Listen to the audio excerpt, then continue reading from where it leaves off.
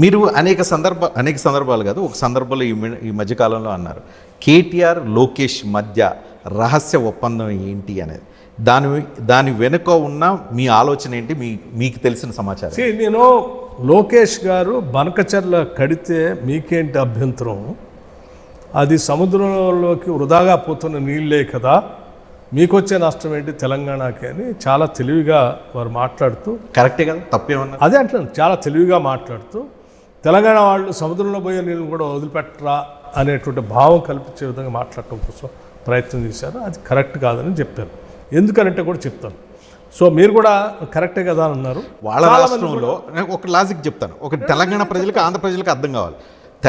ఆంధ్రప్రదేశ్లో వాళ్ళ రాష్ట్రంలో వాళ్ళు మిగిలిపోయిన నీళ్లు ఒక ప్లేస్ నుంచి ఇంకో ప్లేస్కి తరలించుకుంటే తెలంగాణకు వచ్చే ప్రాబ్లం ఏంది? నదీ జలాల గురించి సుదీర్ఘంగా లోతుగా అధ్యయనం చేస్తే దానివల్ల ఉన్న అబ్జెక్షన్ ఏంటో చెప్పవచ్చు. గోదావరి నుంచి తెలంగాణ తీసుకోవాల్సిన నీళ్ళని సంపూర్ణంగా తీసుకోకుండా వీటికంటే ముందే మీరు బనకచెర్ల కట్టిస్తే రేపొద్దున గోదావరిలో నీటి పంపిణీ జరిగే క్రమంలో ముందు బనకచెర్ల కేటాయించిన తర్వాత మిగతా జలాలు పంపిణీ చేద్దాం అనేటువంటి ఆలోచనకు వస్తాయి.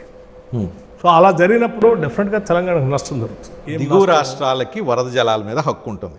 ఉమ్మడి రాష్ట్రం ఉన్నప్పుడు కంబైన్డ్ యునైటెడ్ ఆంధ్రప్రదేశ్లో తెలంగాణ ఆంధ్రప్రదేశ్కి ఉండేది. రాష్ట్ర విభజన జరిగిన తర్వాత మిగులు జలాల మీద ఏవైతే వరద జలాలు మిగులు జలాల మీద హక్కు ఆంధ్రప్రదేశ్కి ఉంటుంది. ఆంధ్రప్రదేశ్ ఆ జలాలను ఎలా వాడుకోవాలో వాడుకుంటుంది. మీరు మీకు అవసరమైనప్పుడేమో పరివాహక ప్రాంతంలో ఉన్న అందరం వాడుకుందాం, కుదరకపోతేనేమో ఫ్లడ్ వాటర్లో కూడా షేర్ ఉంటుంది. షేర్ ఎట్లా ఉంటుంది?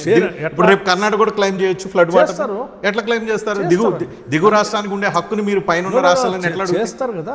అదే కదా నేను అనేది. అక్కడ సీఎంకి ఇక్కడ సీఎంకి పూర్వాశ్రమంలో మంచి సంబంధాలు ఉన్నాయి, ఇప్పుడు కూడా కంటిన్యూ అవుతున్నాయి. కావాలంటే మీటర్ ఆఫ్ మినిట్ కూర్చొని సాల్వ్ చేసుకోవచ్చు. మీకు తెలుగుదేశం నాయకులు మదర్లో సపోర్ట్ చేస్తూ మీకు కొద్ది సంబంధాలు ఉన్నాయి.